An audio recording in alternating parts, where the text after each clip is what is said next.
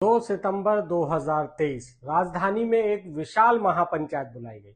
वादों की झड़ी लगाई गई और मंच से गूंजा अतिथि शिक्षकों को उनका हक मिलेगा। लेकिन हक मिला या सिर्फ तालियों की गूंज में वादे खो गए।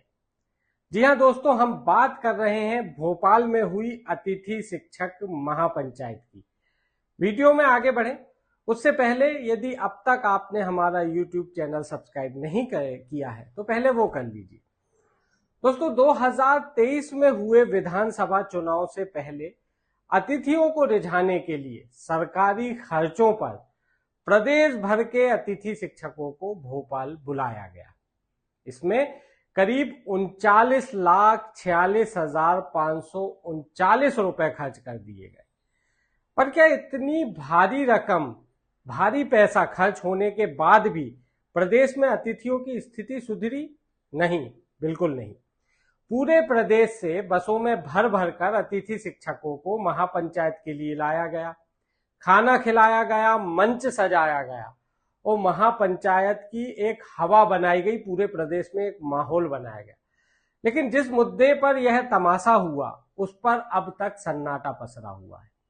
यह महापंचायत अतिथि शिक्षकों के लिए थी या फिर एक पॉलिटिकल शो था? इसका जवाब आप हमें कमेंट बॉक्स में बताएं।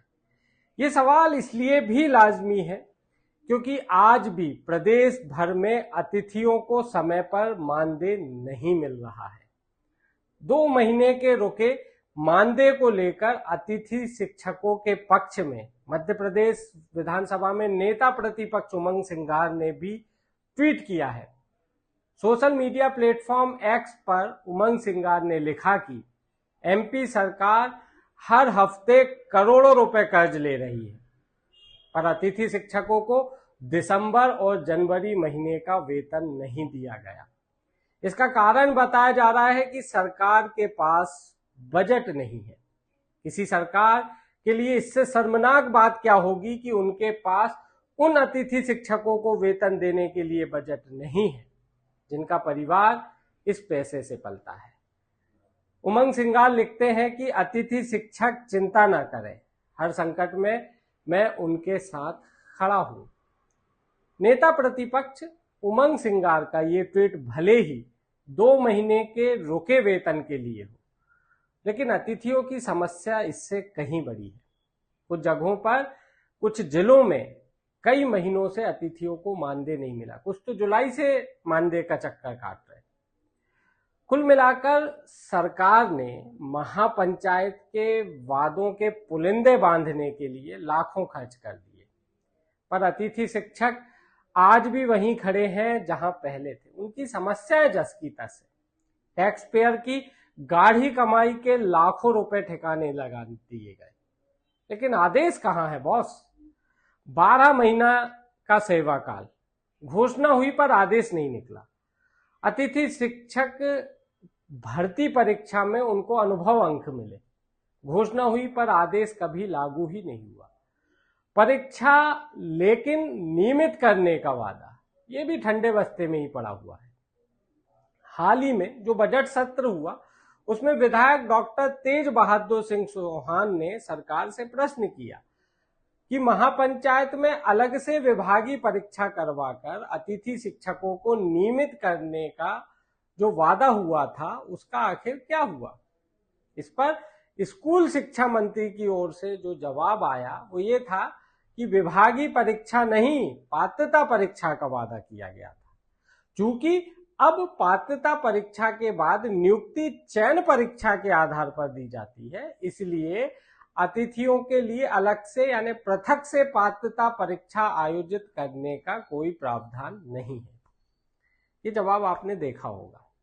चलिए अब इस मसले को हम जरा सिलसिलेवार समझ लेते हैं कि माननीय मंत्री जी का जो जवाब है इसमें सच्चाई कितनी है।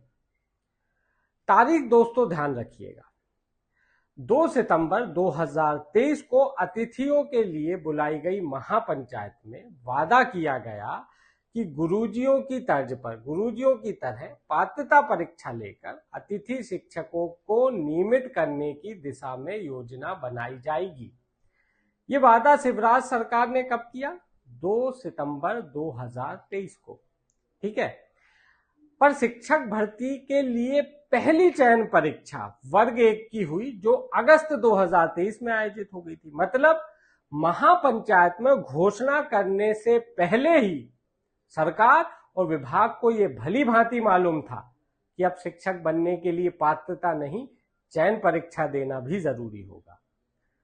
तो जब महापंचायत से पहले ही यह स्पष्ट हो चुका था कि शिक्षक चयन परीक्षा के आधार पर ही बन सकेंगे, तो फिर नियमित करने की परीक्षा के लेकर जो घोषणा हुई उसमें पात्रता शब्द का इस्तेमाल क्यों किया गया?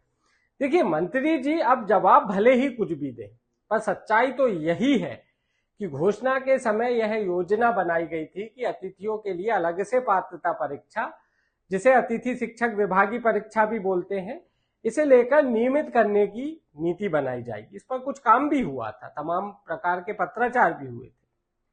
और यदि ऐसा नहीं है तो फिर स्कूल शिक्षा मंत्री जी को यह भी स्पष्ट करना चाहिए कि आपने वर्ग 1 शिक्षक भर्ती की चयन परीक्षा अगस्त 2023 में ही ले ली थी, उसका नोटिफिकेशन पहले ही आ गया था। तो फिर 1 महीने बाद 2 सितंबर 2023 को आयोजित हुई महापंचायत में पात्रता परीक्षा के संबंध में घोषणा ही क्यों हुई? क्योंकि ये तो पहले ही क्लियर हो गया था कि चयन परीक्षा के आधार पर भर्ती होनी है।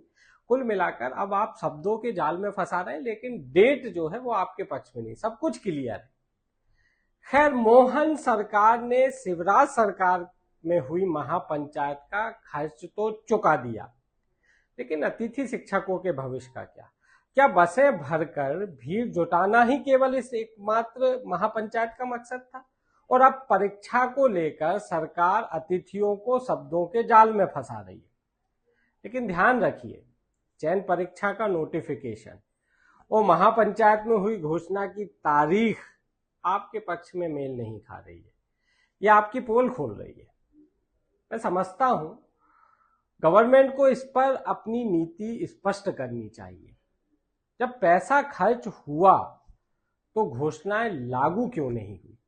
और यदि घोषणाओं को लागू, हम दूसरा पक्ष भी ले लेते, और यदि घोषणाओं को लागू करना संभव ही नहीं था तो इनके महिमा मंडन के लिए 39 लाख रुपए से अधिक की राशि खर्च ही क्यों कर दी गई? दोस्तों, इस वीडियो में उठाए गए सवालों से आप सहमत हैं तो इसे ज्यादा से ज्यादा शेयर कीजिए ताकि सभी तक ये बात पहुंचे। वीडियो को लाइक कीजिए। जल्द मिलते हैं एक नए वीडियो के साथ, तब तक दीजिएगा मुझे इजाजत। धन्यवाद, नमस्कार।